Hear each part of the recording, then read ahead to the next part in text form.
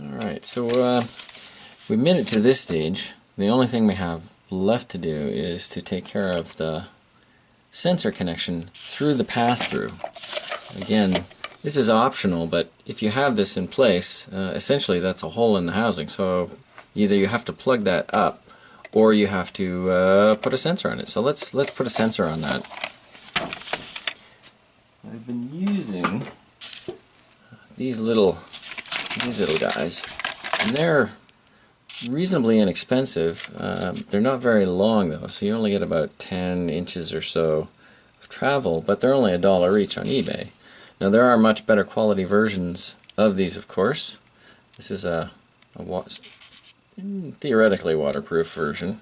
You know how much faith I have. Is that like an IP68 rating or something? Yeah, IP68. And you know, my faith in IP68 for real world environmental work is 0. But it can get rained on. It can get rained on. So basically, yeah, getting a rained on okay connector will cost you $1, and Might go swimming occasionally, but you certainly wouldn't want to leave it submerged. No, these are not up to the level of the research work you've been doing. However, for the purposes of, you know, a student build that's got to last for a couple of months out in the wild, I think this would probably do okay. Let me just pull back a bit here.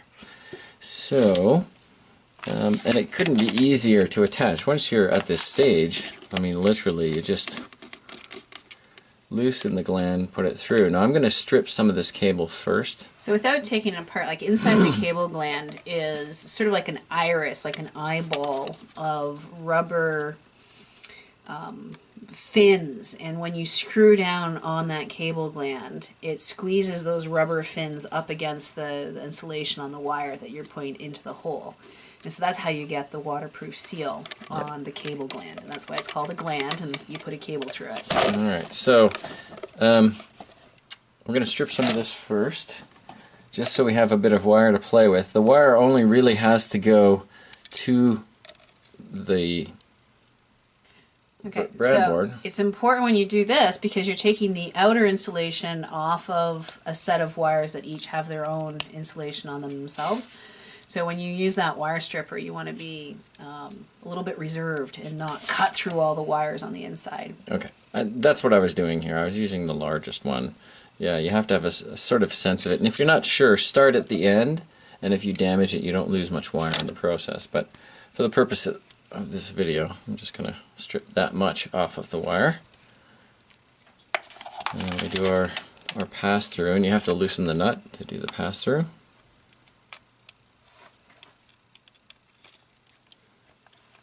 Okay.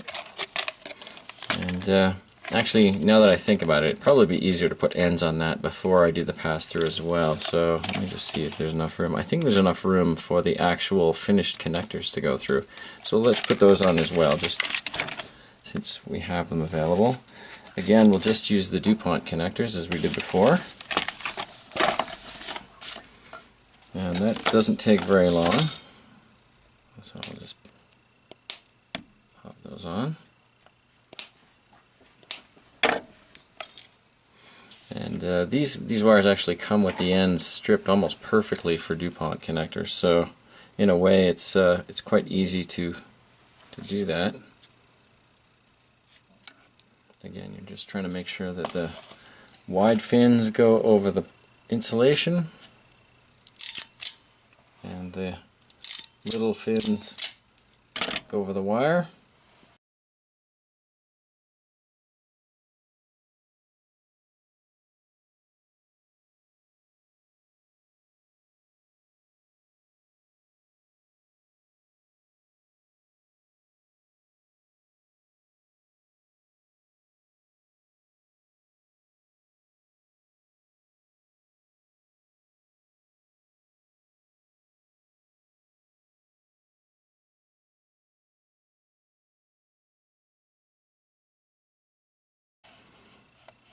See, I'm not sure they'll all fit through at one time. Might have to do 2 and 2. Yeah, probably have to, just because the heat shrinks added some diameter there. That'll be fine. So in my experience also, the cable glands are also a dry connection, so this is not Not not a connection that you would use silicone grease on, for example. Just in general, when you're working with housings and seals, if you do use silicone grease, a huge warning, and I say this as a cave diver, you use the minimum amount required. You massage it into the O-ring, and you definitely do not use excess, because all it does is it collects dirt and it actually breaks your seal. So in this case, this is a nice simple cable gland, and it's a dry connection. No silicone grease required. Yep. And you know, if I wanted to harden this connection, really what I would do is I would pour epoxy into the cable gland, which is actually how we mount the sensors. We'll talk about that in a second, but that's kind of how I usually end up doing it. And I cut the wires so that we had, you know, enough length to run these along. Unfortunately, the colors don't really match, so I'm going to use green for black. You have to kind of play around a bit, and in fact it's a little bit tight, so I can loosen it again and pass a little bit more through just to give myself some slack. There we are. I don't want those wires being too tightly bound up. Yellow I will use for yellow, and I guess the blue wire will have to carry the data signal, which I normally would use white, but that color wasn't available in this set. This is exactly the kind of color matching that you would also make a note of in your project book, in your lab book, however it is that you're keeping track of the technical specifications of the individual builds that you're making. With the Cave Pro project, for example, I mean, we have serial numbers on all the units now, and there's just massive spreadsheets and notes taken on the quirks and the specifics of the individual builds. Alright, so now we have a connection. It's tightened down, passes through the housing. I'm just going to close this up to work with it. And we've got the connector mate here and some raw wires. So at this point what we have to do is figure out how to attach a sensor in a way that's environmentally robust. So this part's pretty easy. It's just figuring out how to get our sensor on there. And I described this in some earlier videos from 2017. But basically, we use something that directly mirrors the way the cable gland was done here. All we have to do is get a little PVC end cap and drill a hole through that and attach the cable gland. I'm just going to loosen this one up and show you. If I just loosen that off, I can pass this through. That's the wire pass-through, and because this is an I2C sensor, it uses the 4 wires that we were just talking about, and that's the board itself. So once you've soldered the ends of the wires into the appropriate connection on the breakout board, then you can just sort of pull it back in. And that I2C breakout board could be any one from a vast range of what's on offer on the market.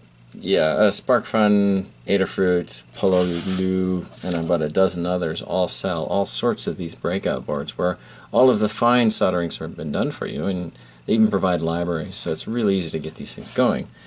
But this idea really involves nothing more than the hole in the cap and the thread, just as we did before. PVC is really soft, so it's easy to put a thread through it. Makes a bit of a mess though. Let's do this here.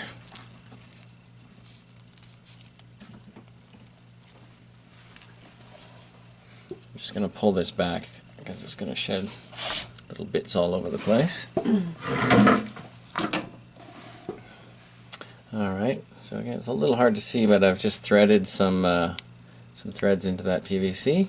And I undo the bottom nut on the cable gland. And there we go. Now, the threads aren't a perfect match, so I still need to use a wrench on this.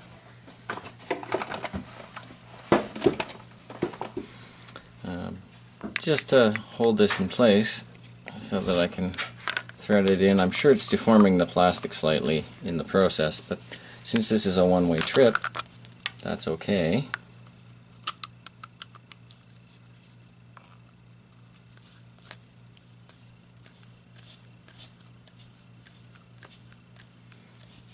And again, technically, if this cable gland had a washer, you wouldn't even need the threads. You can just have a hole the right size and pass it through and just use the pressure from the nut on the inside.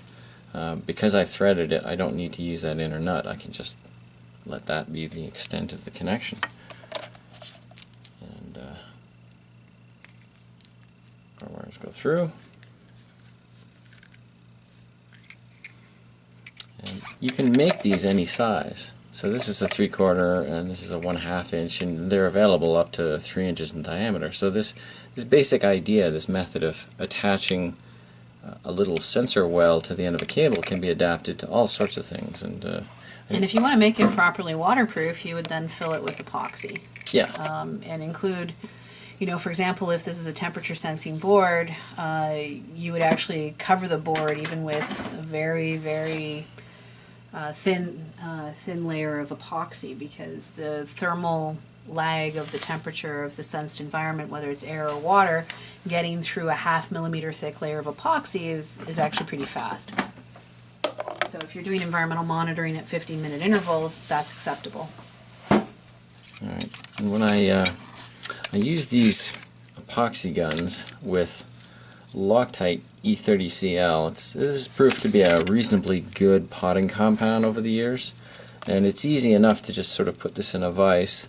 You use a mixing tube and that gun and just fill around the sensor, just fill it right up. Now this one in particular is a pressure sensor, so obviously you can't cover a pressure sensor with a hard potting compound or you won't get any readings. So you have to do a little bit of careful work when you're potting over the top. You want to pot over the electronic components, but certainly not the sensing components like this.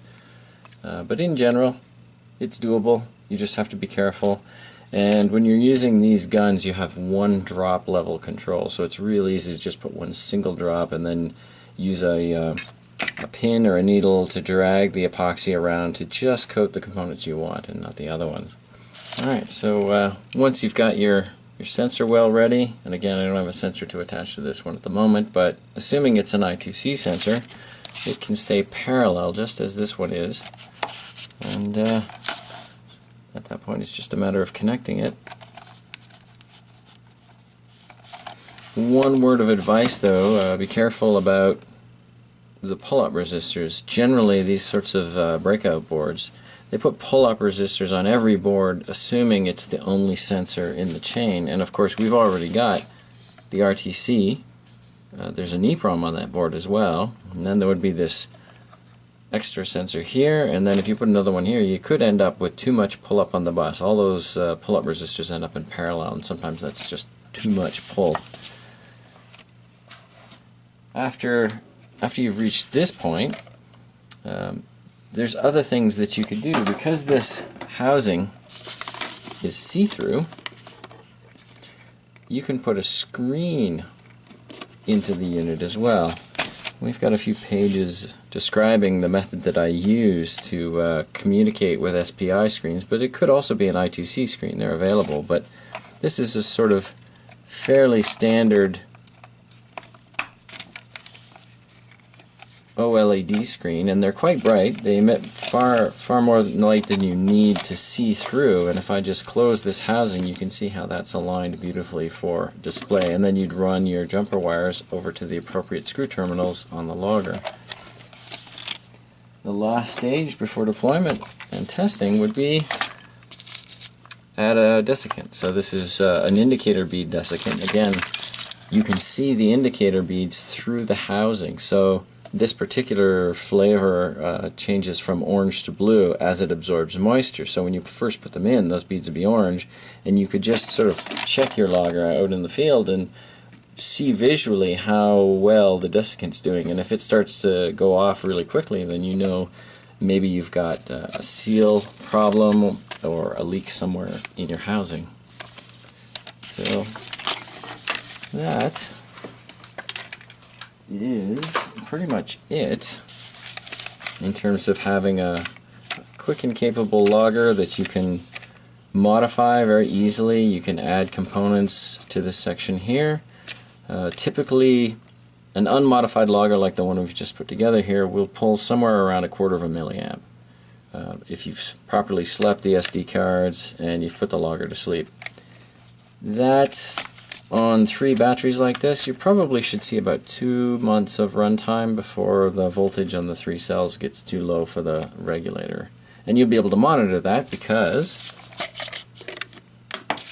we have that voltage divider connected to A6 underneath the screw terminal board. So that's it. That's the completed logger.